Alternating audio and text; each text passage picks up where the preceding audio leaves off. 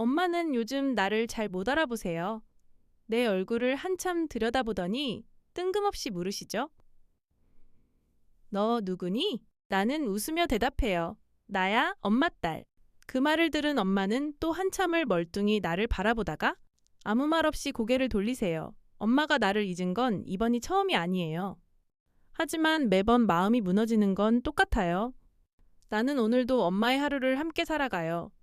잊혀져가는 기억을 대신 안고 어제와 똑같은 오늘을 다시 시작하죠. 왜 이렇게 자주 울게 되는 걸까?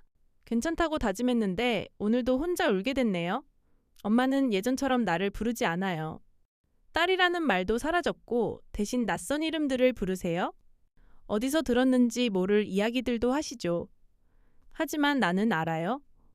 엄마는 예전에 엄마 그대로는 아니지만 내 엄마라는 사실만은 변하지 않았다는 걸. 해 뜨기 전부터 하루가 시작돼요. 엄마는 새벽에도 깊이 잠들지 못하세요. 이불을 걷고 일어나 멍하니 앉아 계시죠. 나는 조용히 다가가 기저귀를 갈아드리고 얼굴을 닦아드려요. 차가워. 엄마는 손을 툭 치며 중얼거리세요. 미안해. 나는 낮게 웃으며 말해요. 다정하게 하려 해도 손끝은 자꾸 떨려요.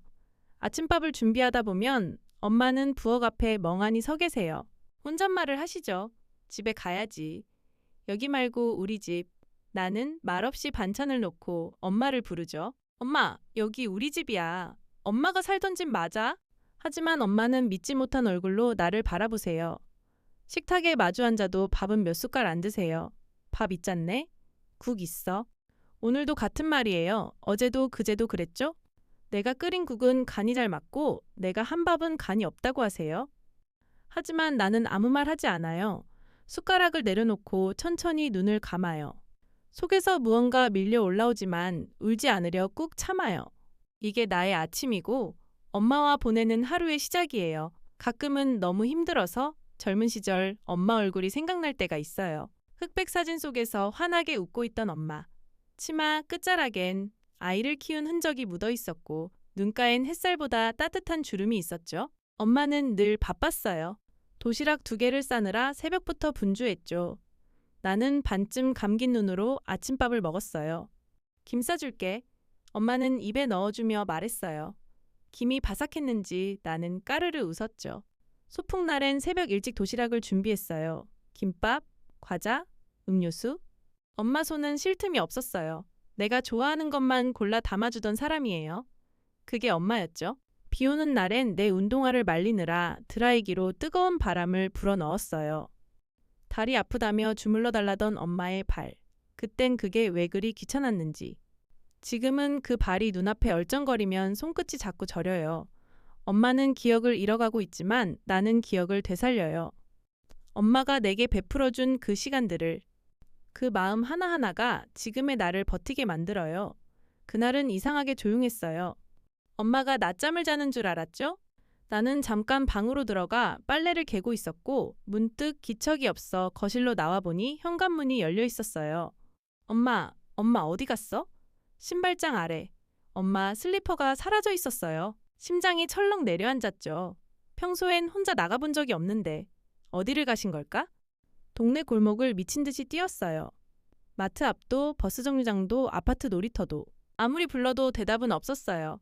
비가 내리기 시작했어요. 옷이 다 젖어도 신경 쓸 겨를이 없었죠.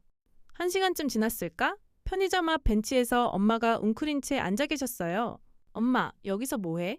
나는 숨을 몰아쉬며 물었어요. 엄마는 내 얼굴을 바라보며 말씀하셨어요. 배고파서 나왔지. 집이 어딘지 몰라서 못 갔어. 말을 듣는 순간 눈물이 왈칵 쏟아졌어요. 엄마 손은 축축하게 젖어 있었고 나는 그 손을 꼭 붙잡고 돌아섰어요. 돌아오는 길. 엄마는 웃으며 말씀하셨어요. 우리 딸은 착하네. 순간 울음이 멎을 뻔했어요. 그 한마디가 너무 오래 기다려온 말 같아서. 집에 돌아와 옷을 갈아입히려는데 엄마가 갑자기 내 손을 뿌리치셨어요. 왜 자꾸 나한테 이래? 넌 누구야?